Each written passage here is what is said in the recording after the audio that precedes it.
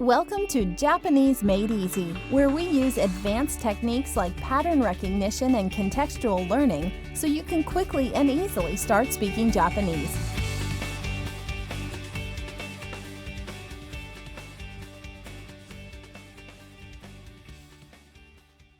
Welcome to Japanese Made Easy, Episode 12. In this lesson, we'll be picking up a new usage of the wa particle and expanding on what we can already say. First, let's pick up a new word. Just listen. できるできる I want to change the style a bit. This time, the way I structure the English will somewhat reflect Japanese sentence structure. Listen and follow along. John didn't want to go in the deep end of the pool, and he looked nervous. A bit concerned, I asked, "Swim?" できる He replied, "No, I never learned actually, so swim." できない And another one. After a long night out, I asked John if he could drive as I was feeling too sleepy and didn't want to risk it. He said, "I learned when I was 16, so yes, drive a car, できる." He then said, "But my license just expired, so sorry, but tonight, drive." できない We didn't learn the word officially, but from the word sports drink, we also got the word. スポーツスポーツ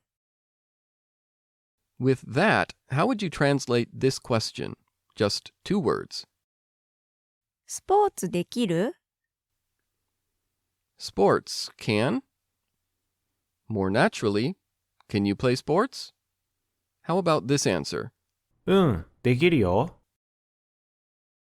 Yeah, can, yo. More naturally, yeah, I can. We'll expand on this idea in just a second, but real quick, ask somebody if, generally speaking, they can play sports. スポーツできる How would you translate this response? いやできないよ Remember that little "ya" is like a casual negative response, like nope or nah. Then we heard できない or can't. More naturally, nope, I can't. ない Should sound familiar recalling this idea. In casual Japanese, pointing out that there aren't any sandwiches, サンドイッチない or that Masaharu isn't where you thought he would be. マサハルいない So in casual Japanese, can do something, できる changing that to can't do something. できない So far, so good. Now let's practice with a bunch of sports cognates. The word バスケットボールバスケットボール is often shortened to just バスケバスケ So let's go with the short version. In casual Japanese, ask basketball can. バスケできる Tell them, yeah, can, yo. うんできるよ Megumi, what sport is Tiger Woods known for? ゴルフゴルフ If you ask Tiger Woods, ゴルフできる everybody in the room is going to give you a funny look, and he'd probably respond in the affirmative. If I were standing next to Tiger Woods and somebody asked me if I can play golf, I'd tell them できないよ simply can't. Speaking about yourself, tell somebody literally, basketball and golf can. バスケとゴルフできるよ This next sport, I don't really know the rules for, but I guess all the players are angry at the ball because they keep kicking it.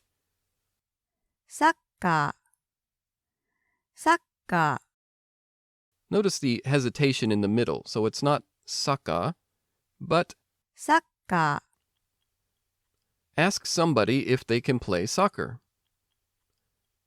サッカーできる How would they reply? Yeah, I can. ー、うん、できるよ。We can include the word if we want to. うん、サッカーできるよ。 Try that with golf, but say you can't. So literally, nope, golf can't. Try that. いや、ゴルフできないよ。 Just listen. テニス、テニス、 Try saying, I can play tennis and football or soccer. テニスとサッカーできるよ。 Say, I can't play golf and tennis. ゴルフとテニスできないよ。 Let's do a little bit of review that leads to a new point. In earlier episodes, we heard, I will, 飲む、 but yesterday I, 飲んだ、 later today, トマトを食べる。 yesterday. オレンジを食べた。 Sticking with casual Japanese, tell somebody you will see a movie. 映画を見る、 Tell somebody literally, with a friend, comedy, saw, or watched. 友達とコメディを見た。 Finally, I'll go to a convenience store. コンビニに行く、 I went to Tokyo. 東京に行った。 Remember a few episodes back at the Battle of the Electronics Shop, we heard, テレビない、 there isn't or aren't any TVs. Opposite of that, テレビある、 there are TVs or TVs exist. Given that, listen to this.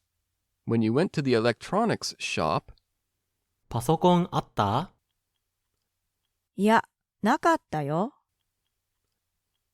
okay, I wonder though, ノートパソコンあった surely they had those, right? うん、あったよ。 New word we can use for this practice. This is a type of phone, and keeping in mind words are often shortened. Can you guess what this is? スマホ、スマホ、 As we heard when learning coffee, there is no pure F sound in Japanese. With that in mind, listen again. What kind of phone is this?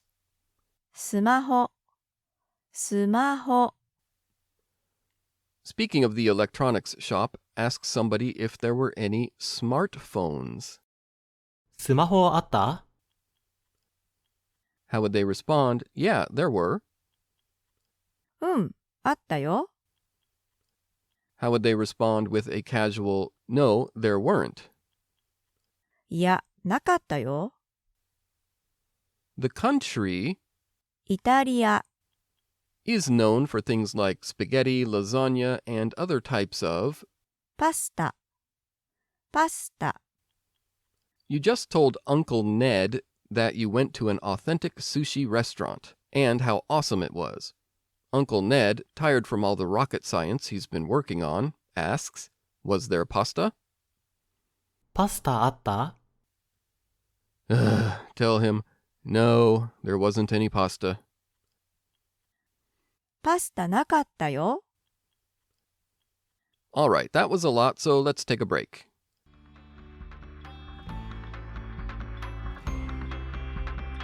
And now here's your tip of the day from Japanese Made Easy. This next tip comes from another podcast that I'm involved with behind the scenes The instructor for that podcast is a friend and fellow language learner and language instructor. So this is regarding his experience with students learning Russian. The advice, though, applies to anybody who is learning a new language. It goes like this. How many of you are supplementing your studies with a language app? Okay, and those of you with your hand in the air, how many words would you say you've learned from that app? This might come as a surprise, but if you answered anything over 200 words and you're a complete beginner, you've really got your work cut out for you. I too had the mistaken mindset that more words is better. I mean, on the surface, it seems like a good idea. What can happen, though, is we become word collectors, addicted to the idea of increasing our word count while thinking, I'll get to the actual speaking part later. This is such a common issue these days because people are striving to build this long list of vocabulary words as if that will lead to better speaking ability. The problem stems from all these apps that have made a game out of the process. Earn points, keep that streak going, right? Well, the problem with that approach is that by ignoring Japanese grammar and constructions, you end up practicing mistakes, and those mistakes quickly become ingrained in your speech. Single vocabulary words may or may not come into use, but the ability to speak with correct grammatical patterns and constructions is essential to every sentence you'll make. So as a beginner, that's where you should be spending the most of your practice time. That's why in this podcast we are focusing less on new vocabulary and more on learning grammatical patterns and constructions. Later you can just insert vocabulary that you learn. I know of a student who said he learned over 1,000 words in one of those apps, and yet when asked to talk about something as simple as his family members, he had to use hand gestures to have a conversation. It's kind of funny, but it's also sad. Bottom line, if you have a high word count but can't participate in even a basic Japanese conversation, forget about building a gigantor vocabulary. Instead, focus on mastering the key constructions of Japanese. Do that and you'll earn points not in some game, but in conversations with real Japanese speakers.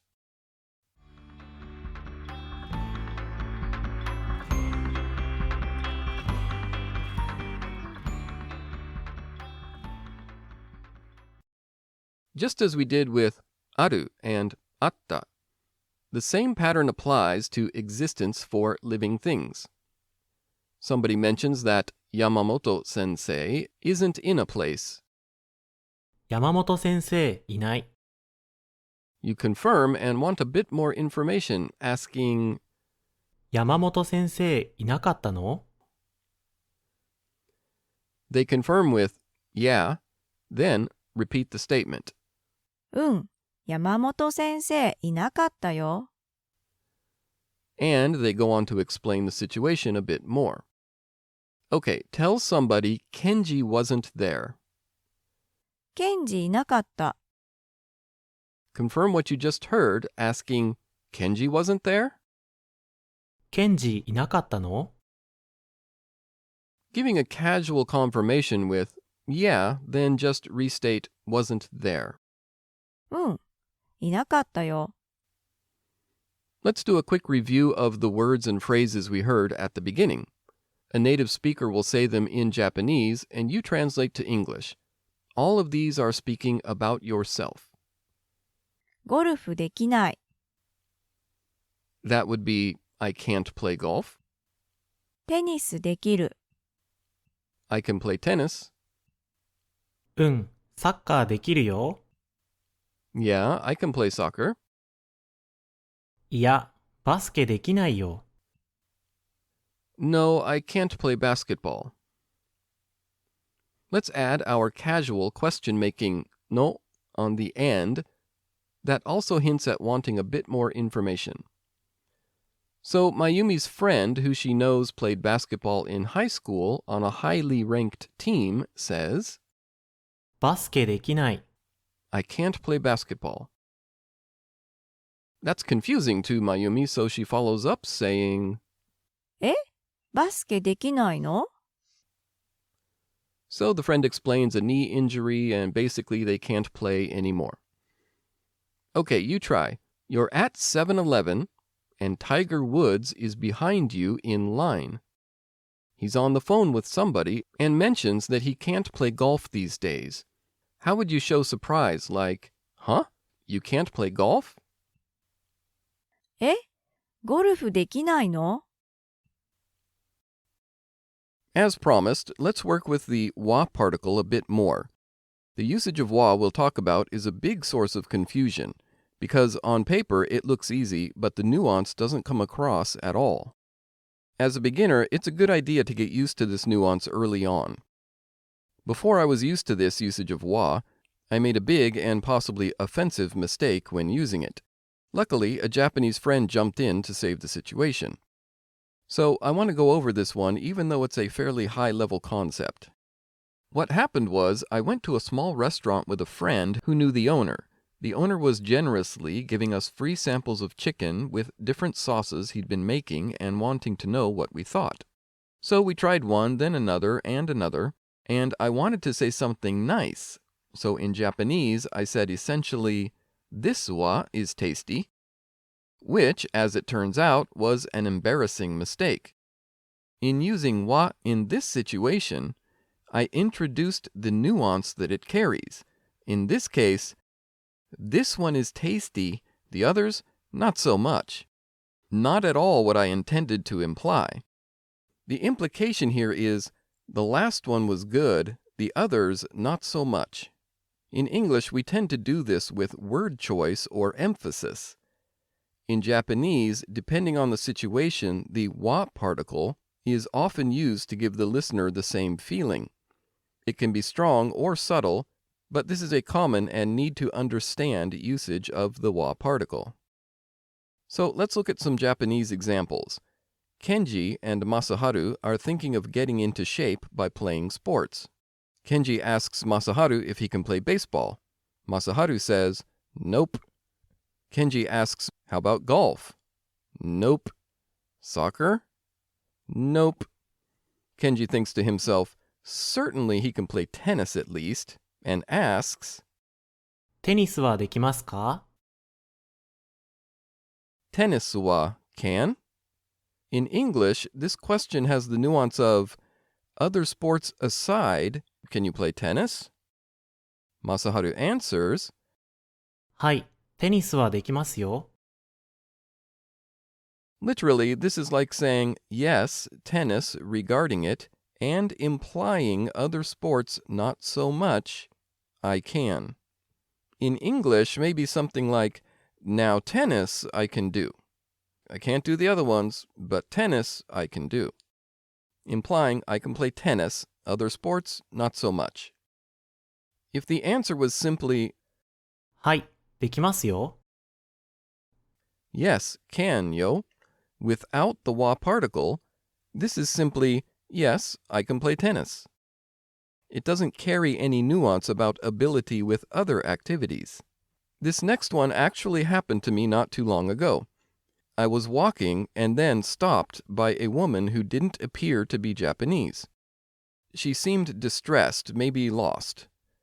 She asked me a question in English and I didn't really understand. Given that we're in Japan, I figured Japanese is our best bet for communication. So I asked her, "Nihongo wa dekimasu ka?" On paper or in a grammar book, this is just Japanese language regarding it, can? But the nuance with wa in this situation is completely Japanese regarding it and other languages aside, English, Arabic, or anything else, can you speak it? Listen again.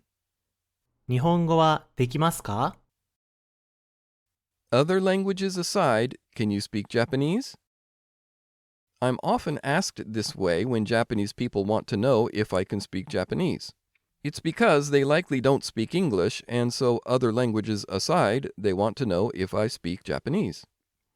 So if you're in Japan for the first time and not feeling confident with Japanese and wanting to speak English in particular, you could ask somebody, 英語はできますか? English, regarding it and other languages aside, can? Other languages aside, can you speak English?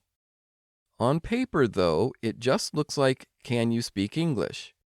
This is why this usage of wa is often confusing, and it's good to be aware of early on. Here's an important point to keep in mind. Don't think of this as wa alone. Think of this as something wa dekiru. This will help keep it clear in the future. So write down or commit to memory this usage of wa dekiru as a pair. Other things aside, can you?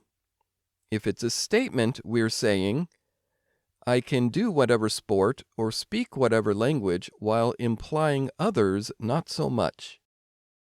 Let's run through some to really get a feel for this.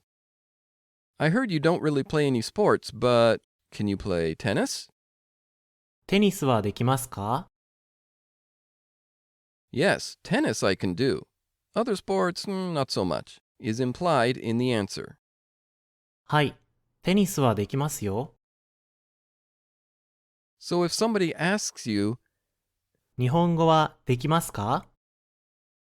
how would you answer, yes, I can speak English and Japanese, while implying other languages not so much? はい、英語と日本語はできますよ。Now remember, if this seems overwhelming, this isn't a random wa usage. It's something wa dekiru, as a pair, that carries this nuance. We'll use this with other verbs and adjectives in later lessons, but for now, just remember it this way or it will become confusing. Casual Japanese, ask a person if they can play soccer. No nuance, just soccer can. サッカーできる？ No implication of can or can't do other sports. The reply, yeah, I can. うん、できるよ。 Polite Japanese, other sports aside, can you play soccer? サッカーはできますか？ And a polite, yes, soccer, now that I can do, implying other sports not so much. はい、サッカーはできますよ。 Casual Japanese, a simple question. Can you play basketball? バスケできる？ There was no wa in there, so no nuance or implication about other sports. Answer casually with a simple, no, I can't. いや、できない。 Let's do just 2 more questions based on the following scenario. Megumi's been working on her basketball skills at the local park and wants to get a friendly game together. But we need one more person. She sees a guy nearby hitting tennis balls against a wall. How would she politely ask him, implying other sports aside, can you play basketball? バスケはできますか？ And how would he politely reply with no nuance in regard to other sports, just a simple, yes, I can? はい、できますよ。 So we start to play, and everything with the new guy was going fine. But then the elbow throwing and trash talking started. And the guy could handle that, but when Megumi dunked on him and said, in your face, then something about prison rules, that was the last straw. He quit and went back to hitting tennis balls against the wall. This has been another episode of Japanese Made Easy. For additional practice audios and downloads, visit JapaneseMadeEasy.com.